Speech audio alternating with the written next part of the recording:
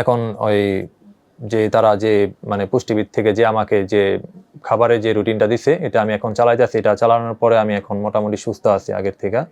আসসালামু আলাইকুম, আমি মুজাম্মেল হক আপন, আমার বাসা নারায়ণগঞ্জ। তো আমার এই আইবিএস এর সমস্যাটা 2020 সাল থেকে। তো আমি ফার্স্টে বুঝতে পারিনি।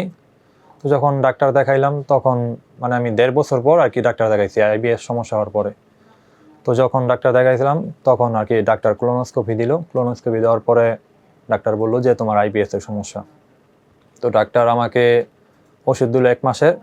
তো ওষুধ খাওয়ার পরে আমি 1 সপ্তাহ পরেই আমি সুস্থ হয়ে গেলাম ওই ওষুধটা খাওয়ার পরে। আমি 1 মাস চালাইলাম আর কি ওষুধটা।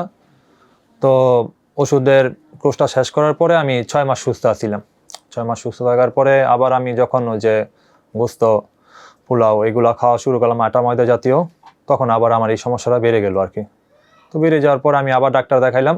তখন বললো যে ডাক্তার যে তোমার তো আইবিএস এর সমস্যা, তোমার এটা সারা জীবন থাকবো, তোমার সারা জীবন ওষুধ খেয়ে যেতে হবে, এটা ভালো হবে না, ডায়াবেটিসের মতো এটা ওষুধ খেতে হইব। তারপর আমি বললাম যে স্যার আমি যে ওষুধ খাবো, তা আমি তো ওষুধ খাওয়ার পরও কি সব কিছু খেতে পারবো? ডাক্তার বললো যে না, তোমার এটা কন্ট্রোলে রাখতে হবে ওষুধের মাধ্যমে, তুমি এগুলা খেতে পারবা না। তারপর যখন আমি এই শশী হাসপাতালে ভিডিও দেখলাম 2023-24 সালে, তখন আমি আর কি আসতে চাইছিলাম। তো তখন আর কি আমি সময় বের করতে পারিনি, আমি আসতে পারিনি।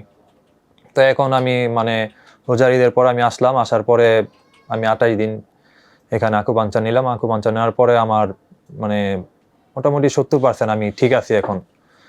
ঠিক আছে, আমি এখন ওই যে তারা যে পুষ্টিবিদ থেকে যে আমাকে যে খাবারের যে রুটিনটা দিছে এটা আমি এখন চালাই যাচ্ছি। এটা চালানোর পরে আমি এখন মোটামুটি সুস্থ আছি আগের থেকে।